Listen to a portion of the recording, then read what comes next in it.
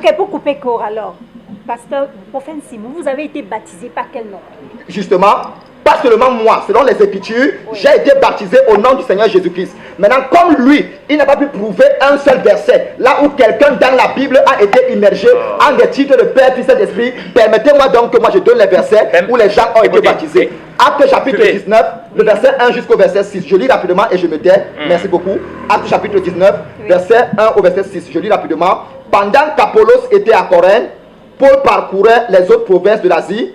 Il arriva à Éphèse et a rencontré quelques disciples. Il leur dit: avez-vous reçu le Saint-Esprit quand vous avez cru? Ils lui répondirent: nous n'avons pas même entendu dire qu'il y ait un Saint-Esprit. Verset 3. Il dit donc: de quel baptême avez-vous donc été baptisé? Donc la question qu'on pose ici est une question que les gens avant nous ont eu à se poser. Paul leur demande: quel est le baptême que vous avez reçu? Il répondit à Paul: nous avons reçu le baptême de Jean. Verset 4. Alors Paul dit: Jean a baptisé du baptême de repentance, disant au peuple de croire à celui qui venait après lui. Cela signifie en Jésus. Sur ces paroles, Paul leur baptisa au nom du Seigneur Jésus-Christ. Oh.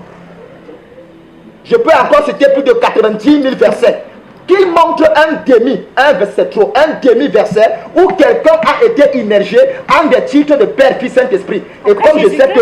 Après Jésus-Christ, je pense bien. Prophète Job. Allons-y. On va dormir s'il ne peut pas. Écoutez. Non, allez. Écoutez. Après, on va chuter. Vous savez, il y a beaucoup trop de bavardage. Et je ne sais pas pourquoi mon frère est trop agité. Je ne sais pas si c'est le Saint-Esprit ou bien c'est... Frère, c'est l'alcool. Écoutez, vous savez, prenons cette parole. Jean 14, verset 11 dit: croyez-moi, je suis dans le Père et le Père est en moi. Écoutez, croyez-moi, je suis dans le Père et le Père est en moi. Ça veut dire, quand on dit on est baptisé au nom de Jésus, dans le nom de Jésus, on ne peut pas dissocier le Père de Jésus-Christ. On ne peut pas dissocier le Saint-Esprit de Jésus-Christ. Pourquoi vous forniquez avec la parole? Pourquoi vous venez raconter les conneries devant les téléspectateurs? C'est que vous racontez, c'est-à-dire, vous vous embrouillez vous-même avec vos propres versets. Montre alors un verset. Je dis ceci: nous sommes baptisés au nom de Jésus-Christ. Mais je vous dis ceci, la Bible déclare dans Jean 14, verset 11, enfin, je suis dans le Père. Enfin, regardez, vous racontez, la Bible dit, je suis dans le Père. Jésus dit, je suis dans le Père. Et le Père est en moi. Ça veut dire, si on dit, je suis baptisé au nom de Jésus-Christ, bien-aimé, on ne peut pas enlever du nom de Jésus-Christ le Saint-Esprit. On ne peut pas enlever de Jésus-Christ le nom de Dieu le Père.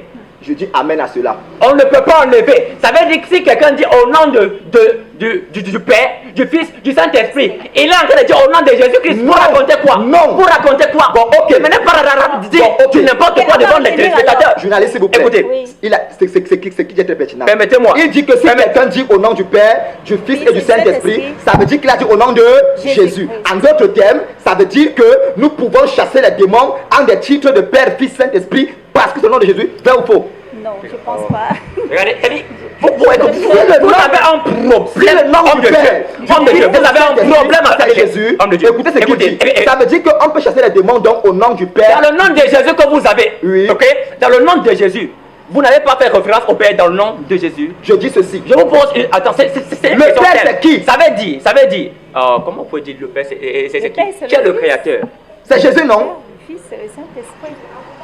Voici le problème, c'est que lui il enseigne la Trinité. Et moi je dis que la Trinité est diabolique. Parce que lui, quand il parle du Père, il parle d'une entité au-dessus du Fils. Écoutez, le Père, le Fils et le Saint-Esprit. Nous parlons le Père. Oui, il dit, je suis dans le Père. Oui. On parle d'une personne. Oui. Vous êtes. Écoutez. Attends, allons-y. 1 Thessaloniciens 5, verset 23, dit ceci. 1 Thessaloniciens 5, verset 23, nous dit que nous avons 3 dimensions. La dimension du corps, la dimension de l'âme et la dimension de l'esprit. Est-ce que vous n'avez pas l'âme? Homme de Dieu, est-ce que vous n'avez pas l'âme? Homme de Dieu, est-ce que vous n'avez pas un corps matériel? Homme de Dieu, est-ce que vous n'avez pas l'esprit? Mais est-ce que vous n'êtes pas réunis en une seule personne? Bien qu'ayant ces 3 dimensions, pourquoi vous venez vous déranger? Venez vous humilier devant les téléspectateurs. D'accord. Ne venez pas vous humilier devant la caméra. Donc ça veut dire que Dieu a un corps. Donc Dieu a une âme et Dieu a un esprit.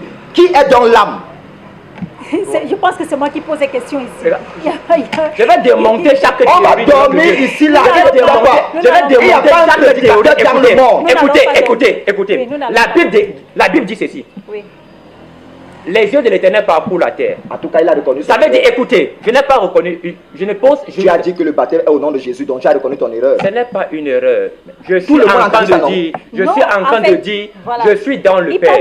Le Père est en moi. On parle d'une seule personne qui a des fonctions différentes. Qu'est-ce que vous ne comprenez pas? Quand ça concerne le baptême, Oui. le baptême doit se faire selon Acte chapitre. Je vous pose une question. Est-ce que vous n'avez pas trois dimensions en vous? Permettez-moi, s'il vous plaît. La Bible déclare, il m'a demandé si Dieu a un corps. Écoutez, Acte chapitre 6, le verset 1 jusqu'au verset 8 et 9. Dieu a un corps spirituel. Comme lui ne cite pas les Écritures depuis, parce que j'ai l'impression qu'il fuit le sujet. Voilà ce que dit la Bible. Je suis dans les Écritures. Que vous vous détournez promptement. Prophète, c'est qu'ils finissent d'abord. Allez. Je dis ceci. Il m'a demandé si Dieu a une âme, Oui. si Dieu a un corps, si Dieu a un esprit. Dieu est déjà esprit. Vous comprenez, lorsqu'on est un peu limité dans la compréhension des Écritures, ça nous pose un réel problème. La Bible déclare, les yeux de l'Éternel parcourent la terre. Les yeux de l'Éternel. On parle des yeux de l'Éternel. Ésaïe nous dit, la main de l'Éternel n'est pas trop courte pour agir, ni son oreille trop dure pour entendre. Donc ça veut dire l'Éternel a une main. L'Éternel a une oreille. Il a un corps. Il a un corps, c'est ça? Oui. Nous sommes d'accord? Oui. Mais vous avez demandé qu'on prouve. On dit, Dieu a manifesté sa colère. Oui. On sait que l'âme, c'est le domaine des sensations, des sentiments. Allons-y. Écoutez, vous avez besoin de comprendre l'écriture ce soir. Écoutez-moi. On dit, la colère de Dieu. La colère vient de quoi? Des sentiments. Un sentiment de colère. Ça veut dire que Dieu a une âme. Il peut ressentir la colère et manifester ça à l'endroit de son peuple. Vous me comprenez? Mais je suis en train de démontrer que Dieu a un corps, Dieu a une âme et Dieu a un esprit. Aussi clairement que cela est. Ne venez pas forniquer devant les Écritures, devant les téléregardeurs. Il y a des personnes très sérieuses à la maison qui nous écoutent et qui voudraient être davantage édifiées. Je dis ceci, quand on parle de baptême, très chers journalistes, vous connaissez le sérieux que j'ai avec les Écritures. Oui. Je dis ceci, quand on parle de baptême, on ne peut pas enlever l'aspect du baptême. Depuis, il parle de baptême, il présente le baptême dans son sens naturel. Oui. Je vous pose la question. Allons dans Marc 16. Il dit ceci. Celui qui aura cru et qui sera baptisé sera sauvé. Voici l'élément fondamental qui devait asseoir le débat. Celui qui aura cru. Il n'y a pas d'abord de baptême sans ayant cru. Oh. Tu dois d'abord croire en la personne de Jésus-Christ. Et le baptême ici, ce n'est pas le baptême qui te sauve. Voilà, justement. Ce qui te sauve, c'est ton appartenance et ta croyance à foi en la personne de Jésus-Christ. Je voulais entendre, c'est ce que je voulais entendre. Comment? Ok, pasteur aussi. Désolé. Ok, vous avez dit tout à l'heure que le Dieu, le Créateur, n'a pas une âme. Est-ce que c'est possible? Non, c'est pas ce que j'ai dit. Ok, peut-être c'est ce que je veux. J'ai posé. Je crois que la journaliste comprend bien permettez-moi le de français. m'exprimer aussi, non? Oui, allez-y. Il s'est masturbé verbalement, permettez-moi de Allez-y, le homme de corriger. Dieu, allez-y, homme de Permettez-moi de Dieu. le corriger Allez, homme de de Dieu. façon scripturaire. Oui. Ok, maintenant, mon frère qui est assis ici, dans ses propos, j'ai eu l'impression qu'il ne sait pas quand est-ce que l'église de Jésus a commencé. Je vais l'enseigner aujourd'hui, lui faisant comprendre que l'église de Christ n'a pas commencé quand Jésus était sur la terre. L'église de Christ a commencé quand le Saint-Esprit était descendu dans Actes chapitre 2, le jour de la Pentecôte. En d'autres termes, lorsque je dis par exemple que l'église catholique est la maison préparatoire de l'enfer, c'est parce que, c'est un exemple, c'est juste parce qu'il ne possède pas le Saint-Esprit. En d'autres termes, toute religion ne possédant pas le Saint-Esprit n'est pas une église de Jésus-Christ.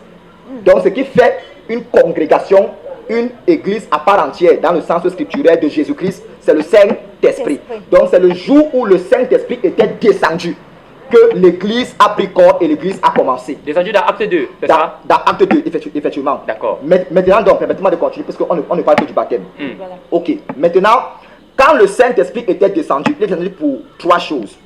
Pour 4 même à la longue. Jésus disait, il y a des choses que je vous enseigne que vous ne comprendrez pas. Mais quand le Saint-Esprit viendra, il vous révélera les choses cachées que je vous ai dites et que vous ne comprendrez pas. Parce que Jésus ne parlait pas à tout le monde pour qu'ils comprennent. Dans Matthieu 13, la Bible déclare qu'il s'adressait à d'autres personnes, selon comme les textes le disent, en parabole, en énigme et en symbole. C'est ça la parole de Dieu. Maintenant, pour comprendre ce que c'est que l'énigme, les paraboles et symboles, il faut un langage prophético-apostolique pour que tu puisses le comprendre. Et ce langage ne peut que être révélé par le Saint-Esprit. Donc c'est le Saint-Esprit qui est venu nous amener à avoir la bonne compréhension des Saintes Écritures. Maintenant, par rapport à ce Saint-Esprit, nous en tant que païens, pendant son sens étymologique, païens qui signifie non-juif, nous en tant que les non-juifs, nous avons un apôtre par excellence. C'est lui que Dieu a appelé pour la première fois. D'après Ésaïe chapitre 49, le verset 9. C'est lui que Dieu a appelé pour que nous puissions connaître ce que c'est que la parole de Dieu en profondeur. Et l'apôtre là est l'apôtre Paul. Que dit donc Paul dans Acte 6, Acte chapitre 6, le verset 6 jusqu'au verset 8 à 9, l'apôtre Paul dit: je me tourne que vous vous détourniez si promptement à... Non, lisons homme de Dieu. Lisons, parce que Acte 6, vous parlez de combien? C'est Acte 6, non? Permettez-moi un peu votre Bible, s'il vous plaît. D'accord. La mienne. Ok.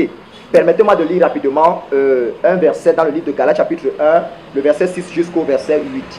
Là, il s'agit ici des tenanciers de la parole. Comme j'ai dit au départ, quand l'église avait commencé, je n'étais pas là. Mon frère, prophète ici, n'était pas là. Ça veut dire que nous nous inspirons de l'évangile que nos pères nous ont légué. C'est pour ça que l'apôtre Paul parle de détester les vaines philosophies. Je ne parle pas ici de moi, mais je veux qu'on s'en tienne à la parole, qu'on laisse un peu les vains discours. Écoutons ce que l'apôtre Paul dit. Je me donne de la rapidité, selon sa version bien sûr, je me donne de la rapidité avec laquelle vous abandonnez celui qui vous a appelé par la grâce de Christ pour vous tourner à un autre message ou un autre évangile. Comme s'il pouvait y avoir un autre message. Non, il n'en existe pas d'autre. Mais il y a des gens qui sèment le trouble parmi vous et qui veulent renverser le message de Christ. Verset 8. Eh bien, si quelqu'un, même nous, même si c'est un ange du ciel, qui vous annonçait un message différent de celui que nous vous avons annoncé, qu'il soit maudit. Verset 9, je termine. Je l'ai dit et je le répète maintenant. Si quelqu'un vous prêche un autre message que celui que vous avez reçu, qu'il soit maudit. Sur cette base donc, je repose à mon frère la question. Puisque nous savons déjà de façon spirituelle que le baptême symbolise, d'après Jean chapitre 12, la mort et la résurrection du Seigneur Jésus-Christ. On n'a pas de débat à se faire à ce niveau. Mais il a dit quelque chose au départ, le baptême est également un symbole. Dans le symbole donc, la faisabilité de ce symbole se fait en quel terme? Ça veut dire quand on vous immerge dans l'eau là, nous connaissons spirituellement que ça veut dire que vous êtes mort avec Jésus frère et vous êtes ressuscité avec Jésus. Mais c'est au nom de qui on vous immerge dans l'eau? J'aimerais donc enseigner ici que c'est au nom de Jésus-Christ qu'on immerge les gens dans l'eau. Donc si vous, on vous a immergé au nom du Père, du Fils et du Saint-Esprit, c'est la preuve que vous êtes un candidat potentiel pour l'enfer. Oh, voilà. Ok, permettez-moi, je crois que depuis pratiquement 30 minutes, je me répète. Je me répète. J'ai dit, nous sommes dans le Père. Oui. Et le Père est en nous. Non. Vous me comprenez? La Bible déclare dans le livre d'Éphésiens 6 que nous sommes morts avec lui et nous sommes ressuscités avec lui. Vous me comprenez? L'apôtre Paul dans Galates 2, verset 20 dit ceci: je suis crucifié avec Christ. Si je vis, ce n'est plus moi qui vis, mais c'est Christ qui vit en moi. Montrez-moi dans les Écritures, ou montrez-moi qui a vu Paul être crucifié à la croix. Personne. Mais par la connaissance de la parole, il dit: je suis mort avec le Christ et je suis ressuscité avec lui. Comprenez bien. C'est ce que Galates 2, verset 20 dit ceci. Dit. Maintenant, le prophète a énuméré un verset qui est très très clair. Et si quelqu'un d'autre vient avec un autre message, faites attention. Écoutez. De quel message parle-t-on? Évangile vient du mot grec, egeleion, qui veut dire bonne nouvelle. Jésus-Christ mort n'est pas la bonne nouvelle. Jésus-Christ enseveli n'est pas la bonne nouvelle. Jésus-Christ ressuscité, c'est ça la bonne nouvelle. Donc si quelqu'un d'autre vient avec un autre message, que Jésus-Christ mort, enseveli, ressuscité, ne le croyez pas. Parce que c'est en cela que nous avons été baptisés dans sa mort, baptisés dans son ensevelissement et baptisés dans la résurrection. Nous sommes ressuscités avec lui. L'apôtre Paul dit dans Éphésiens, nous sommes assis avec lui. Nous sommes ressuscités avec lui et nous sommes assis avec lui dans les lieux célestes en Jésus-Christ. Donc c'est assez simple, c'est que je répète les mêmes choses il y a au moins 30 minutes. Je pense que c'est la même chose que vous êtes en train de dire. Mais maintenant, il y a un problème. Oui. J'ai une question que je veux poser au prophète. Oui. Prophète, vous baptisez vos frères dans le baptême d'eau au nom de Jésus C'est en cela que le salut est consommé chez eux. Ok. Puisqu'il me pose la question, je peux répondre. Non, je ne peux pas répondre. C'est ça? La question m'a été posée. Puisque je vois depuis qu'il ne fait que fuir. Non, je réponds, mais vous ne voulez pas. Au départ, Répondez. la question est bien ici de savoir. Oui. Lorsque les gens se battent, qu'est-ce que le baptême? On a été d'accord avec la définition du mot baptême. Tout ce Bien qu'il sûr. essaie d'expliquer là, spirituel, symbole, c'est pas là-bas le problème. Le problème, c'est qu'au niveau de la faisabilité, voici, est le nom si avec vous lequel nous croyez là devons nous maintenant, baptiser. Marc 15, verset 16 est clair. Oui. Puis il leur dit, allez partout dans le monde et prêchez la bonne nouvelle de la création. Verset 16. Bien sûr, c'est ça. Celui qui croira et qui sera baptisé, et c'est une conjonction sauvé. de coordination. Pour le répondre facilement, le baptême en fait ne suffit pas. C'est une conjonction. Donc il faut d'abord croire et se sûr. baptiser pour être comment? Sauvé. Sauvé. Maintenant, se baptiser là, Jésus ne parlait pas dans sa rhématologie du baptême selon l'esprit. Il parle du baptême comme symbole selon la chair. Maintenant, je vous ai montré ici les versets où l'apôtre Pierre a baptisé dans les eaux, où Paul a baptisé dans les eaux. Maintenant donc, est-ce que quelqu'un dans la Bible que voici a été immergé dans les eaux un seul jour en des titres de « Je te baptise au nom du Père, du Fils et du Saint-Esprit ».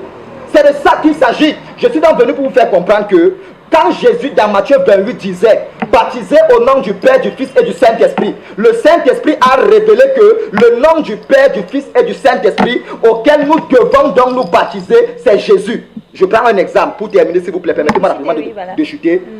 Je suis professeur de mathématiques. À l'église, je suis pasteur. J'ai des enfants à la maison, je suis papa. Est-ce 3 personnes? C'est une personne. C'est pas 3 personnes. Maintenant, si je dis, va donner l'argent à la réunion en mon nom. Ou bien la voisine dit, donne l'argent-ci à la réunion au nom de ton père. Est-ce que l'enfant qui ira à la réunion va écrire, va dire au nom de mon père? Non, au nom de ton père. Ton père a un nom. Donc, le nom du Père, du Fils et du Saint-Esprit, c'est au singulier. Si ce nom était au pluriel, on devait différencier ces individus. Mais c'est au singulier. C'est pourquoi je le rejoins dans Jean 14, à partir du verset 6 au verset 9, quand Jésus dit, le Père est en moi et je suis dans le Père. Mais en ce qui concerne le baptême, c'est au nom de qui? Ici, au départ, tout le monde a entendu. Justement, il a dit que c'était au nom du Père, du Fils et du Saint-Esprit. Oui, et après, il a remis ses parents en disant qu'il reconnaît que c'est au nom de Jésus. C'est là où j'ai dit, gloire à Dieu, parce qu'il a reconnu son erreur. Homme de Dieu, homme de Dieu, homme de Dieu, permettez-moi. Il a reconnu son erreur. Permettez-moi de récapituler quelques secondes. J'ai dit ceci. Nous sommes baptisés au nom de Jésus-Christ. Gloire à Dieu. Écoutez. Mais le débat est fini. Le débat n'est pas fini. Il a accepté son erreur. Ce n'est pas une erreur. Ce n'est pas une erreur. Jean est clair. Je suis dans le Père. Oui. Le Père est en moi. Ça veut dire, dans toutes les réalités spirituelles que vous voulez, ou bien vous allez imaginer, oui. On ne peut pas parler de Jésus-Christ sans parler du Père. Oui. On ne peut pas parler de Jésus-Christ sans parler du Saint-Esprit. Oui. C'est aussi simple que ça. Ça veut dire, lorsque Jésus dit, le Saint-Esprit rendra témoignage de moi. Voilà pourquoi j'ai parlé ici qu'il y a le plan de Dieu. Il y a le plan accompli de Dieu par Jésus-Christ. Oui. Il y a le témoignage du plan accompli de Dieu par le Saint-Esprit. Oui. Ça veut dire, vous comprenez qu'on parle toujours de l'unité, mais qui ont des fonctions différentes. Oui. Je vous ai dit ici, vous êtes un homme de Dieu, oui. Vous avez un corps matériel. Vous avez un corps spirituel. Ça veut dire quoi? Vous avez un corps, une âme et un esprit. Selon 1 Thessaloniciens 5, verset 23. Est-ce que, comme vous parlez là, vous n'êtes pas dans la chair, vous êtes dans la chair. Quand vous citez les Écritures, vous parlez des réalités spirituelles de la parole. Oui, c'est vrai. Mais vous êtes là. L'âme est en vous. L'esprit est en vous. Comme le Père en moi. Le Saint-Esprit est en moi. Pourquoi vous voulez aller chercher des choses qui n'existent pas? Vous voulez prendre un verset pour en faire une doctrine? Non! Ok, justement. Une seule parole ne peut pas faire une doctrine. C'est ça le problème avec les hommes de Dieu. Okay, c'est ça le problème. Donc, si je comprends bien, d'hommes de Dieu, d'après ton explication, tu aimerais faire comprendre à tout le peuple gabonais. Je ne peux pas comprendre, j'ai dit ce qu'elle dit la parole. J'avais te poser une question pour que tu répondes. Donc, tu aimerais faire comprendre à tous les Camerounais et le peuple gabonais qui nous écoute que d'après tes explications majestueuses d'ailleurs, remplies d'érudits et des erreurs que je viens de constater, qu'il y a 3 personnes qui forment un Dieu. Dis-le un peu devant les gens, devant moi. Non, en fait, je vais... Non, dis-le un peu devant moi. Peut-être la journaliste Il va parle- mieux. Non, pas comme mieux. Je parle en français. Il parle d'une Je seule dis- personne. Ah, une seule personne. Je Son parle nom, d'une c'est qui? seule personne. Son nom, c'est qui? Je parle d'une seule Son personne. nom, c'est qui? Je parle d'une seule personne. Son nom, c'est qui? Qui est Jésus-Christ de Nazareth. Amen. Qui a des fonctions différentes. Différentes. Ça veut dire, il y a dans Jésus-Christ de Nazareth Dieu le Père. On s'entend déjà. Il y a dans Jésus-Christ de Nazareth le Saint-Esprit. On s'entend. Mais tous sont réunis en une seule. Justement, c'est de ça qu'il s'agit. On a cité les. Regardez, Homme de Dieu, homme de Dieu. Voilà. Je vous prends. Homme de Dieu, soyez sérieux. Je vous considère comme un homme sérieux. Soyez Je sérieux. suis un homme méticuleux, s'il vous plaît. Soyez très Moi, ne me sérieux. trompe pas. Moi, ne me trompe pas. Il a bien expliqué. Ce pasteur, qui est mon frère, a dit ici au départ, quand l'émission commençait, parce que c'était question de quoi? J'avais une position. Ma position était telle en sorte que il y a un seul baptême. Et ce baptême se fait au nom de Jésus. Jésus-Christ. Sa position était qu'il y a un seul baptême. Oui. Et ce baptême était au nom du Père, du Fils et du Saint-Esprit. Qui est Jésus? Qui est Jésus? Voilà. Ok, voilà ta C'est position. ce que je veux Maintenant, si à la fin, rectifier. maintenant, il conçoit que Je ne fais que dire la le même chose. baptême Je se n'ai pas fait au nom changé. de Jésus, Je n'ai pas changé. Dans Jésus, il y a le Saint-Esprit. Dans Jésus, il y a le Père. Prophète, il Ça a veut dire que dans Jésus, chez vous, il n'y a pas le C'est Père. vrai, il a dit la même chose. Ça veut dire que dans Jésus, chez vous, homme de Dieu, dans Jésus, chez vous, il n'y a pas le C'est vrai. Père. ok, je réponds à votre question. Il n'y a pas le Saint-Esprit. Je réponds à votre question. Répondez. D'accord. Simplement, c'est oui ou non. Non, permettez-moi. Je Non, non, c'est oui je ou suis pas non. un enfant, s'il vous plaît. Quand vous posez une question, soufflez que je puisse vous répondre. Non, la réponse est simple. homme Je de suis Dieu. un docteur de la parole, s'il te plaît. Je suis un docteur de la parole La sainte. parole sainte, voilà. C'est pas une vantardise. Je suis un docteur de la parole. Donc quand je m'exprime, même le président m'écoute. D'accord. Ok. Par rapport à votre question, je dis ceci. Il y a un seul Dieu. Son nom c'est Jésus, qui a agi sur la terre en 3 fonctions. Voilà. C'est lui jadis qui était l'Éternel. C'est lui depuis ce au moins Dieu. 45 minutes C'est lui ici. ce Dieu. Il répète les mêmes choses. Vous ne me comprenez pas. C'est lui ce Dieu, un jour, qui a pris une forme humaine, est venu sur la terre, qui est remonté au ciel et qui est revenu encore sous forme d'esprit qu'on appelle le Saint-Esprit. Ce n'est pas 3 personnes, c'est une seule personne. C'est une seule personne. Maintenant donc, Je pense que- le problème était au niveau du nom du baptême. Je veux qu'on se comprenne, je suis méticuleux. Le nom du baptême là, c'est au nom du Père, du Fils et du Saint-Esprit. Maintenant à la fin, il conçoit et confirme que c'est au nom de Jésus. De Je crois Jésus. qu'à ce niveau, le débat. Ok, non, le débat n'est pas encore clos. Moi, j'ai une question. D'accord. Allez-y. Je pense que je vous avais posé la question tout à l'heure de savoir, parce que actuellement, quand on parle du baptême, Oui. le baptême, quand on est baptisé, je pense que c'est là où on est sauvé. Mais ils savaient qu'il y a certains pasteurs, certains prophètes qui ne sont pas baptisés, mais qui ont le toupet Vous en de savez? pouvoir. Non, je vais entrer en profondeur. D'accord. Je vais entrer en profondeur. Je vais prendre l'exemple de quelqu'un qui a un don. On dit que cette personne a un don. On dit, hein. On dit. D'accord. La personne a un don de guérison, un don de prophétie, mais qui n'a pas une église, mais cette personne a le droit et qui n'est pas baptisée. On dit que ce don, il a ce don depuis le bas âge, mais cette personne n'est pas baptisée. Dites-moi un peu. On appelle cette personne quoi? Ok. Cette personne n'est rien d'autre que...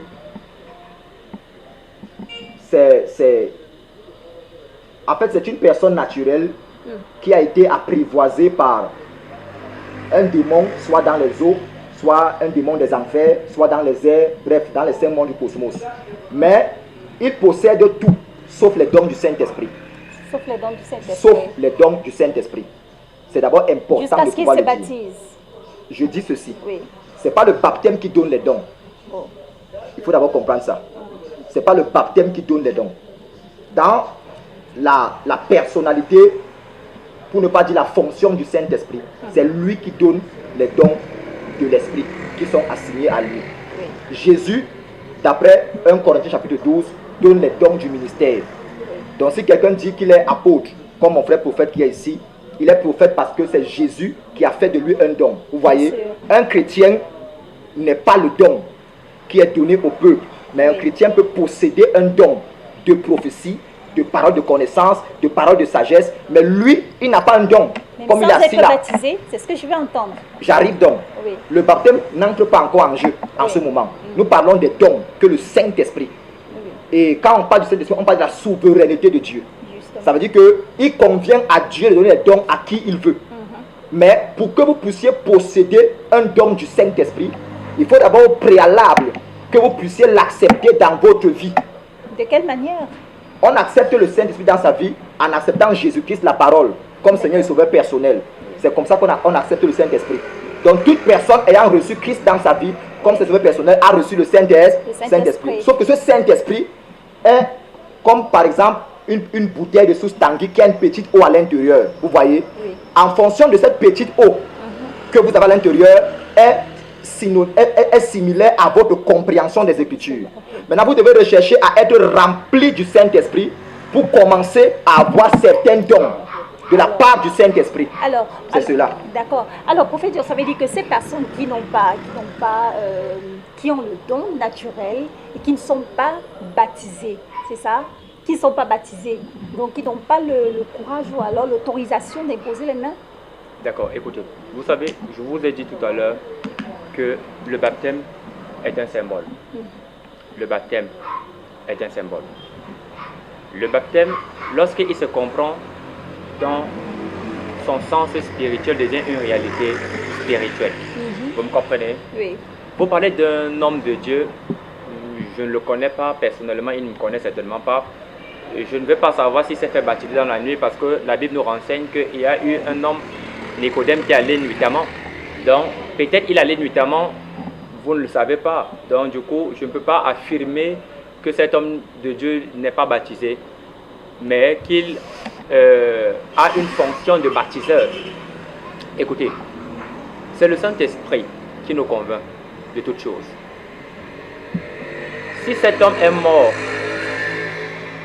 a été enseveli, a été ressuscité en Jésus-Christ par la grâce et au moyen de sa foi, oui. Alors cet homme est déjà baptisé. Maintenant, le baptême physique, le baptême d'eau, vient témoigner de sa foi en Jésus-Christ. C'est pourquoi la Bible peut nous dire le baptême est un engagement d'une bonne conscience. Ça veut dire quoi? Qui a une bonne conscience? La bonne conscience, c'est celui-là qui a cru en Jésus-Christ. Vous me comprenez? Oui. Le non-croyant n'a pas une bonne conscience. Celui qui a la bonne conscience, c'est celui-là qui a cru en l'Évangile. Une fois que tu as cru en l'Évangile, ça veut dire que tu as cru en la personne de Jésus-Christ. D'accord.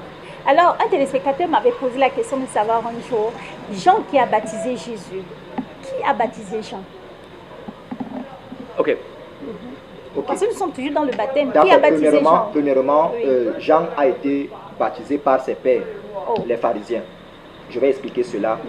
Jean était dans une religion qu'on appelle les Hélénites. Et ceux les Hélénites, on se baptisait 7 fois par jour. Par jour. Par jour. Pendant combien de temps?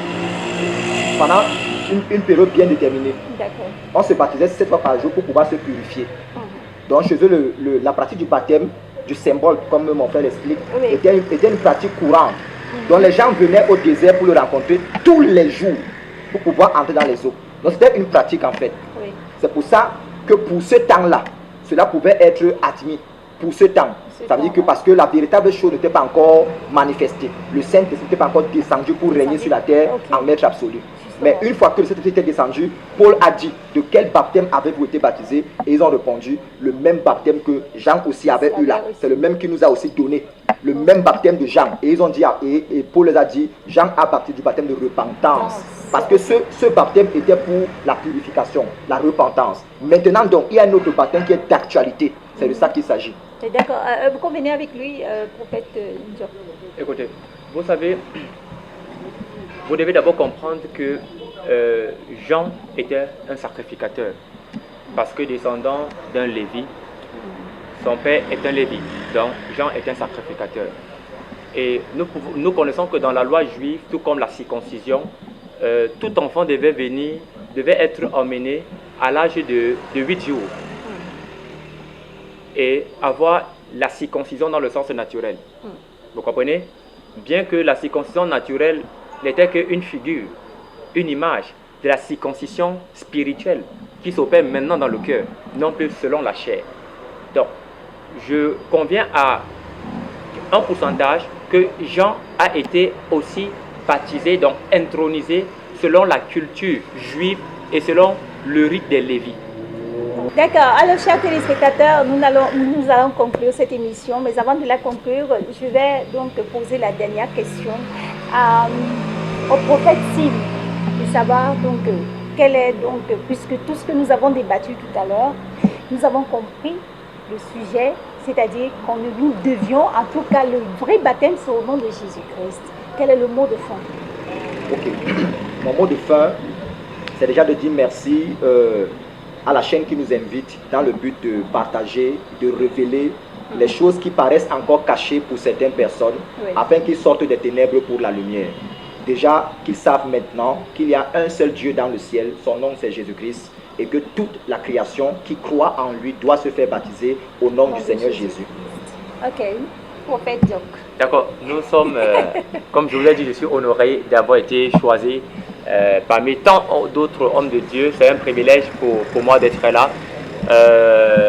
Vous savez, c'est un débat, c'était pas la bagarre, l'évangile c'est l'amour. Et nous avons donné ce que nous avions à donner par l'amour de Christ. Mais je veux vous amener davantage à comprendre que se faire baptiser dans la parole est le baptême l'idéal et le baptême recommandé.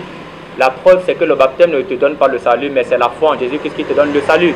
Le brigand à la croix n'a pas été baptisé, mais il a été sauvé. Donc, je crois que nous aurons davantage une autre invitation par la grâce de Dieu. Merci encore aux télé-regardeurs, merci à tous ceux qui ont été scotchés, merci à la diaspora qui nous écoute, qui nous regarde. Le meilleur est à venir. Soyez davantage bénis. Shalom, shalom. Ok, nous pensons nous revoir la prochaine fois. Naturellement. Nous allons vous revoir. Nous allons vous revoir la prochaine fois. Effectivement. D'accord. Alors, chers téléspectateurs, c'est la fin de cette émission. Nous avons retenu que le baptême, le vrai baptême, c'est au nom de Jésus-Christ. Donc, revoyons-nous la semaine prochaine pour une nouvelle édition.